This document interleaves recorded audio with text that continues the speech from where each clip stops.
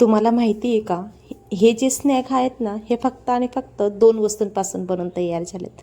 अगदी सोप्या आणि सरळ पद्धतीने मी हे स्नॅकची रेसिपी दाखवली. त्यासाठी तुम्ही ही रेसिपी शेवटपर्यंत नक्की पहा आणि तुम्हीही ही स्नॅक बनवून पहा. मग तुम्हाला कळेल की किती चविष्ट आणि कमी वेळेत सुपर आणि टेस्टी हे स्नॅक बनवून रेडी झाले होते. तर चला मग वेळ न वाया घालवता आपण आपल्या रेसिपीकडे वळूया. सर्वप्रथम तर मी धेडपडी तेल टाकलं. तेल तापल्यानंतर त्याच्यामध्ये अर्धा चमचा मी मोहरीचा वापर करते. मोहरीच्या ऐवजी तुम्ही जिऱ्याच्या किंवा ओवा असतात ना, ओवाही टाकू शकता, पण मी जिरे आणि मोहरीचाही वापर करते.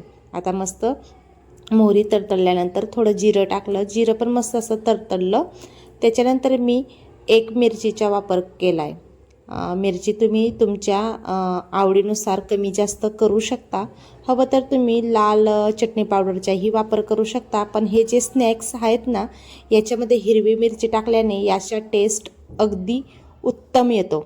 तर चला तर मग मिरची पण मस्त तळून झाली. त्याच्यामध्ये आता आपण थोडे पांढरे तीळ आणि कढीपत्ता टाकून मस्त ही फोडणी बसून घेऊया. म्हणजे खमंग अशी फोडणी ही बसून आपली तयार झाली आहे. आता याच्यामध्ये आपण 1.25 कप आपण पाणीचा वापर करतोय.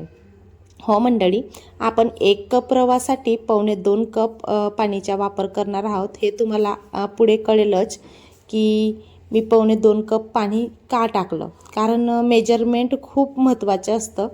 हे कारण 1-2 वेळेस ना अंदाजे मी पाणी टाकल्यामुळं जो रवा असतो ना, तो थोडासा चिकट असा झाला होता.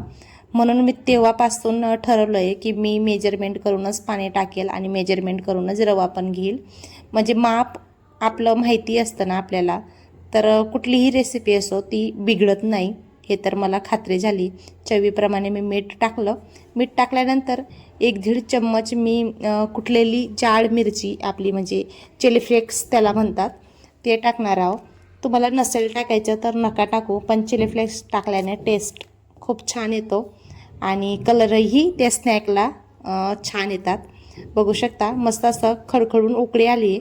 आता आपण जाड रवा होता, रव्याला मी थोडं मिक्सरमध्ये फिरवून घेतलं आणि थोडा पातळ असा करून घेतला, कारण जाड रवा असतो ना त्याचा टेक्स्चर छान येत नाही.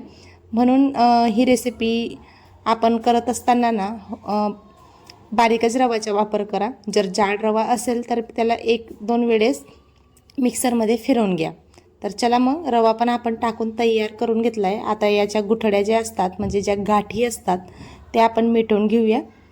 आणि मिटवल्यानंतर बघू शकता तुम्ही गाठी सगळ्या असा मिटून तयार झाल्या आहेत. पण हे जी कढाई आहे ना, ती कढाई आपली स्टीलची असल्यामुळे हे बॅटर जे असतं ना ते खाली थोडं करपू शकतं. म्हणून थोडं जास्त आपल्याला ताकद लावून हे बॅटर थोडं मिक्स करावं लागतं. नॉनस्टिक कढाई राहिली तर करपत काय नाही आणि खाली पण असं लटकत वगैरे नाही. आता सगळं मिक्स करून आपण ठेवून देणार आहोत एक वाफ घेण्यासाठी. तोपर्यंत मी माझा परिचय देऊन देते. नमस्कार, मी अश्विनी आहे आणि तुम्ही बघत आहेत कुक विथ अश्विनी कोळी. आपण खूप दिवसानंतर हा व्हिडिओ शूट करतो आहे, कारण काही कारणामुळे आपण व्हिडिओ वगैरे शूट केले नाही. सांगेलच मी तुम्हाला एखाद्या व्हिडिओमध्ये काय कारण होतं असं म्हणून. तर चला मग आपण आता याला एक वाफ काढून घेऊया. बघू शकता तुम्ही एक वाफ आपल्या या बॅटरला काढून झालेली आहे. आता मस्त हे बॅटर मस्त असं मऊसर शिजून तयार झालेलं आहे. हवं तर तुम्ही उकळल्यानंतर थोडं झाकू शकता किंवा असंही राहू दिलं तरी चालणार आहे. बघू शकता थोडं खाली करपलेलं आहे. हे मी तुम्हाला व्हिडिओमध्ये पण दाखवलं आहे. नॉनस्टिक कढाई राहिली असती तर करपलं नसतं. पण एका व्हिडिओमध्ये मी हे जे तुम्हाला आता सांगते ते सांगितल्यानंतर एका ताईने मला खूप छान अशी कमेंट केली होती. ये जी कढाई आहे त्याला काहीतरी लावायला त्या ताईंनी मला सांगितलं होतं, ते मी अप्लाय करणार आहे. बघते बरं की नंतर करपतं किंवा लटकतं वगैरे की नाही, हे मी बघून मी ती ट्रिक तुम्हालाही एखाद्या व्हिडिओमध्ये सांगेल. आणि बघा आता आपण एका परातीमध्ये ते सगळं बॅटर काढून घेणार आहोत. आणि बॅटर थोडं गरम असल्यामुळं आपण याला हात वगैरे तर काही लावू शकत नाही. म्हणून याला थोडं गार होण्यासाठी आपण 5 6 मिनटासाठी एका साईडला ठेवून देणार आहोत. तोपर्यंत तुम्ही जर आपल्या चॅनलवरती नवीन असाल तर आपल्या चॅनलला सबस्क्राईब करून घ्या. आणि जर तुम्हाला ही रेसिपी शेवटपर्यंत पाहिल्यानंतर थोडी जरी आवडली ना तर आपल्या रेसिपीला एक लाईक आणि कमेंटमध्ये मला नक्की सांगा की तुम्ही ही रेसिपी कुठून बसून पाहताय. म्हणजे मला कमेंटमध्ये रिप्लाय द्यायला आणि कमेंट वाचायला खूप छान वाटेल. आता बघा आपलं हे जे बॅटर आहे ना हे मस्त असं गार झालं आहे. आता याच्यामध्ये आपण 2 उकळलेले बटाटे त्यांचा वापर करतो आहे. मी तुम्हाला आधी पण सांगितलं होतं की फक्त 2 वस्तूंपासून आपण ही रेसिपी रेडी करणार आहोत. बघू शकता. आता मी जो उकळलेला बटाटा आहे ना त्याला किसणीने असं किसून घेणार आहोत. पण नंतर मला कळालं की आपण किसणीने का हा बटाटा किसतोय, हाताने पण मॅश करू शकतो. मग मी किसणीने पण तुम्हाला हा बटाटा किसून दाखवला आहे. आणि थोडक्यात सांगायचं झालं तर हा बटाटा मॅश करायला मॅशरनेच मॅश करायचा होता. किसणीने किसल्यानंतर हा बटाटा खूप चिवट असा झाला होता. बघू शकता. मग मी नंतर जो दुसरा बटाटा होता ना तो दुसरा बटाटा मी हातानेच मॅश करून घेतला. बघू शकता तुम्ही. आता हा बटाटा मॅश केल्याने आपण जसं पोळी किंवा भाकरीचे पीठ जसं मळतो ना त्या पद्धतीने आपल्याला हे पीठ असं मळून घ्यायचे. म्हणजे ज्या गाठी वगैरे असतील त्या पण मोडतील आणि आपलं जे बॅटर आहे ते मस्त असं घट्टसर असा आपला गोळा बांधला जाईल मस्त या पद्धतीने. बघा या प्रकारे मी सगळा गोळा असा मळून घेतला आणि थोडी कोथिंबीर मी टाकली. कारण आपण जे बॅटर होतं ना जेव्हा बनवत होतो उकळल्या म्हणजे पाणी जे उकळत होतं तेव्हा आपण कोथिंबीर टाकली नाही. कारण त्याचा कलर आहे ना थोडासा काळपट असा कलर होऊन जातो. म्हणून असेच कोथिंबीर टाकायची म्हणजे कलर पण छान येतो आणि टेस्ट पण छान येतो. आता आपण हे पीठ सगळं असं मळून ठेवून दिलं आहे. आता हे हाताला लटकतं आहे यासाठी आपण थोडं तेलाचा वापर करतो आहे. तेलाऐवजी तुम्ही तुपाचा पण वापर करू शकता, ते तुमच्यावर आहे. आता चला तर मग सगळं पीठ आपण मळून घेऊया आणि हाताला जे तेल लावलं आहे ते तेल पण आपण आता पिठाला लावून रेडी करून घेऊया.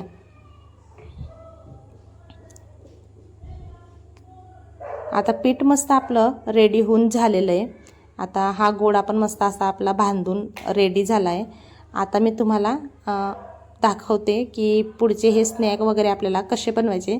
थोडे कोथिंबीरचे डंठल जे असतात म्हणजे ज्या कांड्या वगैरे असतात काळ्या त्या थोड्या जाड राहिल्या होत्या म्हणून मी ते थोडं साईडला काढून ठेवलं. आता एका पोळपाटवरती आपण थोडा जे बॅटर आपण मळून ठेवलं आहे त्याच्यात थोडासा एक उंडा घेऊया आणि मस्त असा चोळून घेऊया हातावर.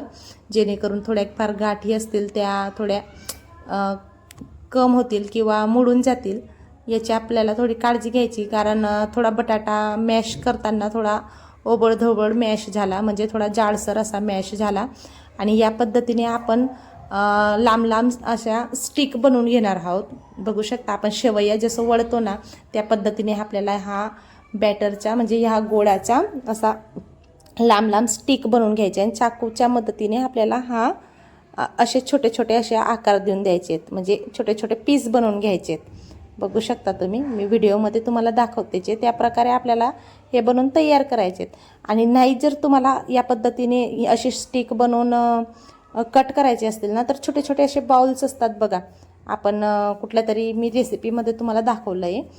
एकदम पहिली माझी जी रेसिपी होती ना ती माझी व्हायरल गेली होती. म्हणजे आता तरी तिच्यावर आय थिंक 4-5 लाख व्ह्यू असतील. ती रेसिपी तुम्ही एकदा विजिट करा आणि ती रेसिपी पहा. त्या रेसिपीमध्ये मी पण दाखवलं आहे. अशीच काहीतरी रेसिपी आहे तांदळाच्या पिठाची ज्याचे मी छोटे छोटे बाउल्स बनवलेले आहेत. पण आपल्याला याला काय बॉल्स वगैरे बनवायचे नाहीत. मस्त असे छोटे छोटे नगेट्स असतात बघा. तशा पद्धतीने आपल्याला ही रेसिपी तयार करून घ्यायची. कारण आता उन्हाळ्याच्या सुट्ट्या मुलांना लागल्या आहेत म्हणून ते काहीतरी मागतच असतात. काहीतरी त्यांना खायचंच असतं. आणि माझा मुलगा तर खरंच माझ्या मुलगासारखा कोणाचाच मुलगा नसणार. कारण तो दिवसभरामध्ये काय मागेल याची गॅरंटी नाही. बघू शकता मी असे नगेट्स मस्त छोटे छोटे बनवून ठेवले आहेत. आणि याला ना त्याच्यामध्ये थोडं तेल शिरणार किंवा तेलगट असे होतील हे नगेट्स म्हणजे हे स्नॅक्स. म्हणून मी थोडं कॉर्नफ्लावर टाकलं आणि एकमेकांना ते कॉर्नफ्लावर म्हणजे असं ताट हलवून घेतला आणि लावून घेतलं. कॉर्नफ्लॉवरच्या ऐवजी तुम्ही मैद्याचा पण वापर करू शकता. आणि मस्त कॉर्नफ्लॉवर लावून आपला आता हे जे स्नॅक्स आहेत ते तयार झालेत. आता तेल थोडं मस्त असं तापलं होतं. तेलामध्ये टाकत असताना ती जी क्लिप असते ती शूट करायची राहिली, म्हणून त्यासाठी मी माफी मागते. आता बघा मस्त असे आपले नगेट्स किंवा ते जे स्नॅक्स आहेत रव्याचे आणि बटाट्याचे ते आपण तेलामध्ये तळायला टाकलेत. मस्त असं गोल्डन ब्राऊन कलर येईपर्यंत आपल्याला हे स्नॅक तळून तयार करून घ्यायचे. आपले जे हे स्नॅक आहेत ना हे एकदम क्रिस्पी आणि मस्त असं कुरकुरे जसे असतात ना कुरकुरीत त्या पद्धतीने तळून तयार झालेत. आणि बघा तुम्ही मस्त असा गोल्डन ब्राऊन कलर आला तोपर्यंत आपण हे स्नॅक तळून घेतले. आता दुसरी बॅच पण मी याच पद्धतीने तळून घेणार आहे.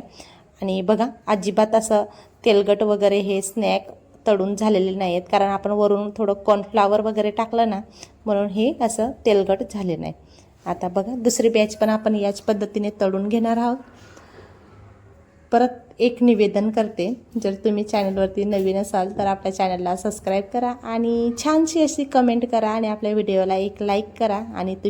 आणि तुम्ही व्हिडिओ कुठून पाहताय हेही मला कळवा.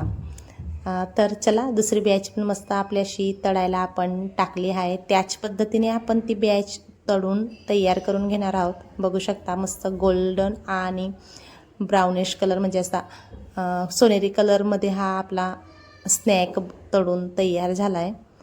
कलर तर एकदम छान आला आहे आणि खायला पण छानच झाले होते हे.